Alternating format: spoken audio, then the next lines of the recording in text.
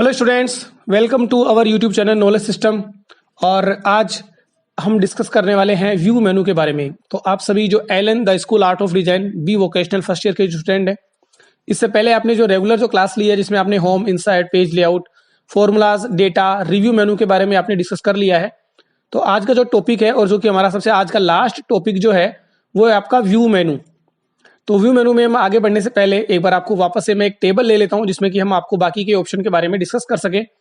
तो मैंने यहाँ पे एक टेबल जो है वो मैंने यहाँ पे ओपन कर ली है और आप देख सकते हैं कि टेबल ओपन करने के बाद जो व्यू ऑप्शन जो होता है ये केवल आपको इसमें करना कुछ नहीं होता है, केवल आपको किसी भी टेबल के व्यूज को देखने के ऑप्शंस आपको मिलते हैं कि आप टेबल को किस तरीके से देख सकते हैं। मतलब आपको देखने के जो अलग अलग तरीके के जो तरीके हैं वो आपको यहाँ पे शो होते हैं। तो the Allen the school of art design के जो स्टूडेंट्स हो आप फर्स्ट ईयर में, तो आप यहाँ से देखना स्टार्ट करें। आपने अपनी कंप्यूटर की स्क्रीन को आप ओपन कर लीजिए और व्यू मेनू में आप ओपन कर लीजिए और हम देखना स्टार्ट करते हैं। कोई भी जो टेबल है वो आप ओपन कर लीजिए, कोई भी जो टेबल आपने पहले से बना रखी है जिससे कि हमने home, insert, page layout, formula मेनू जो हमने डिस्कस किया था। तो व्यू मेनू में आने के बाद आप सबसे पहले देखिए नॉर्मल व्यू। तो बाय डिफॉल्ट जो भी व्यू होता है वो हमारा नॉर्मल व्यू ही होता है। तो यहां से आप देख सकते हैं कि जो नॉर्मल व्यू आपको नजर आ रहा है, इसके अलावा आता है आपका पेज लेआउट व्यू। तो पेज लेआउट मीन्स होता है कि आप जो भी आपका जो पेज है वो किस तरीके से आपको शो होगा, जिसमें आपकी रोज जो कॉलम है वो आपको यहाँ पे नजर आ रहे हैं। जैसे कि फर्स्ट पेज पे आपको कितनी रो और कॉलम आपको मिलने वाली है, तो यहाँ से इस तरह से आपको ये नजर आ जाएगा जैसा कि आप स्क्रीन पर देख पा रहे हैं, जिसमें आधी टेबल आपकी पहले है और बाकी की जो हाफ रिमेनिंग जो टेबल है वो आपके नेक्स्ट पेज पे मूव कर गई है। तो ये आपका पेज लेआउट है, ये नॉर्मल है। और पेज ब्रेक प्रीव्यू, तो पेज ब्रेक प्रीव्यू जो है वो आपको ये बताता है कि जहां तक आपने मैटर टाइप किया हुआ है केवल वहीं तक का जो मैटर है वो आपको नजर आता है। तो यहाँ पे आप देख सकते हैं कि 2 पेज का जो मैटर है तो वो आपको केवल यहाँ पे नजर आ रहा है।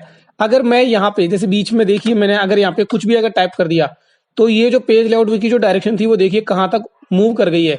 मतलब पेज नंबर 3 तक आप मूव कर जाएंगे।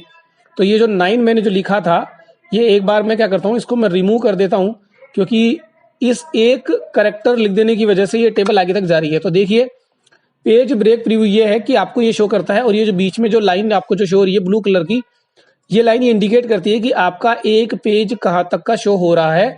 अगर आप प्रिंट निकालेंगे तो आपके एक पेज पर कितना प्रिंट निकलेगा। तो ये ए, बी, सी और डी जो कॉलम है ये आपके एक पेज पर आएंगे और आगे के ई, एफ और जी जो कॉलम है ये आपके नेक्स्ट पेज पर चले जाएंगे। तो आगे का जो टॉपिक है उसकी हम बात करें कस्टम व्यूज। तो पहले नॉर्मल व्यू में चले जाते हैं और कस्टम व्यूज में क्या होता है कि अगर आप टेबल में चाहते हैं तो आप ऐड कर सकते हैं। जैसे कि मैं बताऊं कि आपको केवल मुझे अगर इतना जो टेबल है वो मेरी मुझे कस्टम व्यू पे गया और यहाँ पे मैंने इसको ऐड करना है और यहाँ पे मेरे को नाम डाल देना है कि अक्टूबर बैच। जैसे कि मान लो मैं यहाँ पे नाम डाल देता हूँ OCT, यहाँ पे मैं इसका जो नाम है अक्टूबर बैच, मैंने केवल अक्टूबर लिख दिया है और नेक्स्ट पे गया और यहाँ से मान लो मैंने सेलेक्ट किया और यहाँ पे कस्टम व्यूज में जाके और यहाँ पे जो मैं इसका जो नाम है वो मैं डाल देता हूँ सितंबर, नवंबर मैं यहाँ पे डाल देता हूँ। ये मेरे नवंबर बैच के स्टूडेंट्स हैं और ये लास्ट की जो टॉपिक्स हैं जो 4 स्टूडेंट जो है ये मैं कह देता हूँ यहाँ पे इसको ऐड करके कि ये दिसंबर के स्टूडेंट है और यहाँ से मैंने इसको ऐड कर दिया है। तो आप यहाँ से भी देख सकते हैं कि कस्टम व्यू में अगर आपको ये जानना है कि नवंबर के स्टूडेंट कौन से हैं तो यहाँ पे आपको शो करना है तो अलग से केवल हाईलाइट हो जाएगा, आपको नजर आ जाएगा कि यहाँ पे जो नवंबर तक के जो स्टूडेंट्स हैं वो आपके कौन कौन से हैं। वापस से कस्टम व्यू में गए और यहाँ पे हमने अक्टूबर पे क्लिक किया और यहाँ पे जब शो पे क्लिक करेंगे तो आप देखेंगे कि यहाँ पे जो बाउंड्री है वो आपको यहाँ पे नजर आ जाती है। और यहाँ पे आप देख पाएंगे कि कस्टम व्यू में जाके अगर आप अक्टूबर का देखना चाहते हैं तो अक्टूबर का एरिया जो आपको नजर आ जाता है। अगर आपको दिसंबर तक का एरिया देखना है तो दिसंबर तक का एरिया आपको नजर आ जाता है। तो ये इस तरीके से आप देख सकते हैं कि आपका जो भी कस्टम व्यूज, मतलब जो व्यूज आपको जो पूरा नजर आ रहा था उसमें से आपको कुछ हिस्सा ही अगर आपको शो करना है तो आप यहाँ से देख सकते हैं। एक बार मैं वापस इसमें टेबल क्रिएट कर देता हूँ, जो होम मेनू में जाके और मैंने यहाँ से टेबल क्रिएट कर दिया है। तो यहाँ से हो गया आपका व्यू और उसके बाद में आता है आपका ग्रिड लाइन। तो यहाँ से जो ग्रिड लाइन देखनी है या नहीं देखनी है, देखिए आप यहाँ से ग्रिड लाइन आपको देखनी है या नहीं देखनी है तो यहाँ से आप छोटा बड़ा कर सकते हैं, ये आपकी ग्रिड लाइन। और उसके बाद में आता है आपका फॉर्मूला बार। तो फॉर्मूला बार जो है वो आपके ऊपर हेडिंग में, जैसे कि A B C D E ये जो दिख रही है आपको, ये जो कॉलम है ये आपको देखने या नहीं देखने हैं, और इसके आगे के जो ऑप्शन है वो एक बार डिस्कस कर लें। ये जो फॉर्मूला बार जहाँ पे हम फॉर्मूला नोट करते हैं, तो ये आपको देखना है या नहीं देखना है, तो इसको आप हाइड कर सकते हैं।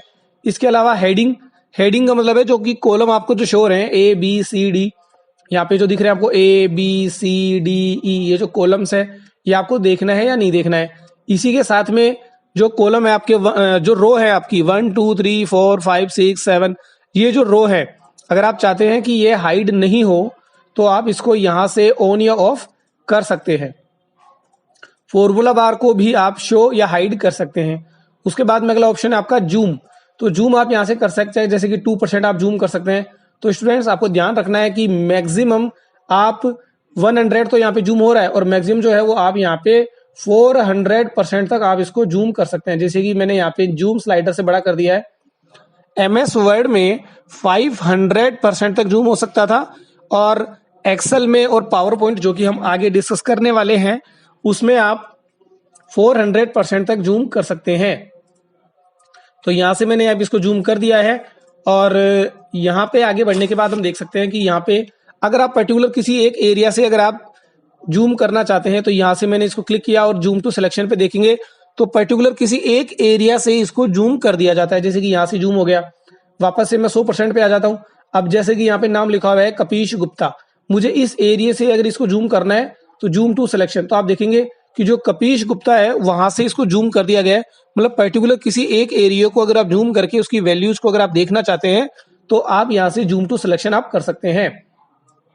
तो आप सभी जो the Allen the school art of design के बी वोकेशनल फर्स्ट ईयर के स्टूडेंट्स हैं, आप यहाँ पे कंटिन्यू जो लैब में बने हुए हैं, और आपने देखा होगा कि यहाँ से आप 100% कर सकते हैं। जूम टू सिलेक्शन आपको बता दिया, तो ये जूम के ऑप्शंस हैं, ये आप अपनी लैब में भी आप करके देख सकते हैं। और कस्टम व्यूज, यहाँ से जूम स्लाइडर से भी आप छोटा या बड़ा कर सकते हैं, जैसे कि मैं स्क्रीन पे भी करके दिखा रहा हूँ आपको। तो अगला ऑप्शन पे हम आगे बढ़े तो देखिए आप कंटिन्यू, और यहाँ पे नेक्स्ट ऑप्शन जो आता है हमारा न्यू विंडो। तो न्यू विंडो पे आप क्लिक करेंगे तो आप देखेंगे कि जो LMS फॉर पलक अक्टूबर दिसंबर 2 जो यहाँ पे लिखा हुआ था उसकी जगह 2 लग गया है। मतलब हमारे पास अब 2 फाइलें हो गई हैं, ये 1 फाइल है और यहाँ से आपकी सेकंड फाइल आपकी ओपन हो गई है। तो अब इसमें चेंजेज क्या है कि आप इसको अरेंज कर सकते हो टाइल के रूप में। देखिए 2 फाइलें यहाँ पे बन गई है, और इसको आप अरेंज कर सकते हो हॉरिजॉन्टल के रूप में। जैसे कि यहाँ पे जो 2 फाइल है, आपको ये वाली फाइल है और दूसरी फाइल ये वाली फाइल है, ये भी आप अरेंज कर सकते हो। इसके अलावा जो है इसको आप वर्टिकली भी अरेंज कर सकते हो, जैसे कि वर्टिकली अरेंज है। आप इसको कैस्केड मतलब ऊपर नीचे, जैसे पहली फाइल और यहाँ पे ये दूसरी फाइल, तो 2 फाइलों को भी आप एक तरह से अरेंज कर सकते हैं। तो ये हो गया आपका ऑप्शन। इस तरह से आप देख पाएंगे कि आप 2 टेबल को एक साथ किस तरीके से अरेंज कर सकते हैं। तो आगे बढ़ते हैं स्टूडेंट्स। तो अगला ऑप्शन है हमारा फ्रीज पेन। देखो फ्रीज पेन में प्रॉब्लम क्या है कि जैसे अगर मैं यहाँ पे स्क्रॉल कर रहा हूँ तो आपके सामने प्रॉब्लम आ रही होगी, जैसे कि ये नाम लिखा हुआ है, जैसे कि ये जो वैल्यू लगी हुई है आप देख पा रहे हैं, कि मैं थोड़ा सा और जूम कर देता हूँ। ये वैल्यू आप आइडेंटिफाई नहीं कर पा रहे हैं कि ये वैल्यू है क्या। वैसे ये वैल्यू है जो आप देख पाएंगे ऊपर जो लिखा हुआ है लर्नर कोड है, और ये इसका पासवर्ड है, और ये नेम है, और ये फादर्स नेम है। लेकिन आपको पता नहीं लग रहा है कि ये वैल्यू में नीचे जाने के बाद आपको पता नहीं, तो आप यहाँ से जो आपकी जो फर्स्ट रो थी उसको आप लॉक कर सकते हैं। तो कैसे करेंगे, देखिए फ्रीज पेन पे हम जाते हैं तो फ्रीज टॉप रो, तो टॉप रो करने के बाद क्या होगा, देखो जब आप नीचे मूव कर रहे हैं ना तो लर्नर कोड और जो पासवर्ड जो है अपने आप मूवमेंट कर रहा है। ये आप माउस का जो बीच वाला जो बटन होता है आपका मिडिल, इसको आप प्रेस करेंगे तो आपको इस तरह से नजर आ जाएगा। आप करके देखिए, काफी अच्छा इंटरेस्टिंग टॉपिक है ये, कि यहाँ से आप इसको जब जूम करेंगे तो इस तरीके से जो स्लाइडर है जितना फास्ट चलाओगे, जितना दूर लेके जाओगे उतना फास्ट चलेगा। तो इस तरह से आप चला सकते हो। और ये चीज जैसे कि मैं इधर अगर मूव कर रहा हूँ तो आपको शायद ये पता नहीं लगेगा कि ये वैल्यू का रोल नंबर क्या है। जैसे अंशुल सरोज जो नाम लिखा हुआ है उसका रोल नंबर क्या है।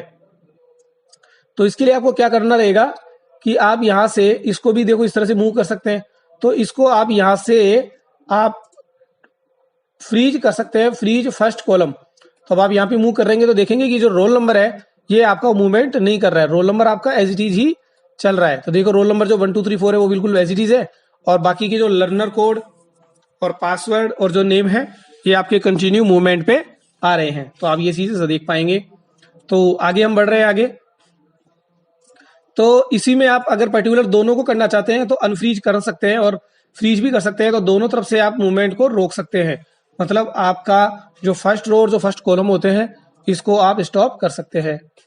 अगला ऑप्शन है स्प्लिट कर देना, तो आप यहाँ से इसको स्प्लिट भी कर सकते हैं, मतलब दो हिस्से आप बना सकते हैं। जैसे कि आपने यहाँ पे स्प्लिट कर दिया है तो यहाँ से आप स्प्लिट अनस्प्लिट भी कर सकते हैं। उसके बाद में आता है व्यू साइड बाय साइड। ये साइड बाय साइड आप देख सकते हैं, जैसे यहाँ पे देख सकते हो कि दोनों साथ साथ स्क्रॉल हो रहा है। और अगर मैं यहाँ पे इसको ऑफ कर देता हूँ तो ये अलग स्क्रॉल हो रहा है और ये अलग स्क्रॉल होगा, मतलब दोनों फाइलें आपकी अलग अलग स्क्रॉल होंगी। और आप अगर इसको साइक्रोनाइज पे अगर क्लिक कर देते हैं तो दोनों जो फाइलें हैं आपकी, दोनों जो आपको मटेरियल है वो दोनों वर्कशीट जो है साथ साथ मूवमेंट करती हुई नजर आ रही हैं। तो वापस से अपन आते हैं। उसके बाद में आता है सेव वर्क स्पेस। ये केवल सेव करने का ऑप्शन है, इसमें और कुछ भी वैसे बेनिफिट नहीं है। स्विच विंडो का मतलब है कि आप किसी दो फाइलों पे आप डायरेक्ट मूव कर सकते हैं। जैसे कि मैं एक फाइल और ओपन कर लेता हूँ, जैसे कि मान लो मैंने एक फाइल और ओपन कर ली है यहाँ पे, जो भी ओपन हो गई है, या मैं अभी एक और फाइल में 2-3 फाइलें जो है वो ओपन कर लेता हूँ। तो आपके यहाँ पे मैंने 3-4 फाइलें जो मैंने ओपन कर ली है, देखिए कि आप सभी का जो इसमें नाम भी आ रहा है। तो ये फाइल मैंने यहाँ पे ओपन कर ली है और यहाँ से आप देख सकते हैं कि आप किसी भी फाइल पर आप डायरेक्ट यहाँ से मूव कर सकते हैं। स्विच विंडो से आप डायरेक्टली मूव कर सकते हैं। तो ये आप यहाँ पे देख पाएंगे कि कंटिन्यू आप इस तरह से देख सकते हैं। तो स्टूडेंट्स, आज ये आपका लास्ट टॉपिक है एमएस एक्सेल का, और ये मैक्रोज जो ये आपके कोर्स में नहीं है क्योंकि ये विजुअल बेसिक प्रोग्रामिंग के ऊपर बेस है। तो कंटिन्यू अपनी जो लैब है उसमें आप अपनी प्रैक्टिस कीजिए और असाइनमेंट आप बनाने की कोशिश कीजिए। और कुछ असाइनमेंट्स जो हैं वो मैं आपको जल्दी ही पोस्ट करने वाला हूँ। एमएस एक्सेल जब स्टार्ट होगा तो मतलब स्टार्ट हो गया है आपका, और इसमें आप कंटिन्यू इसकी मतलब प्रैक्टिस कीजिए और टेबल बनाइए, और टेबल बनाने के बाद इसमें आप फॉर्मूले वगैरह लगा सकते हैं। तो आज की जो क्लास है वो आप कंटिन्यू कीजिए, और हमारा वीडियो कैसा लगा उसके बारे में कमेंट कीजिए, चैनल को सब्सक्राइब कीजिए और अपने दोस्तों तक शेयर कीजिए। Okay students, thank you.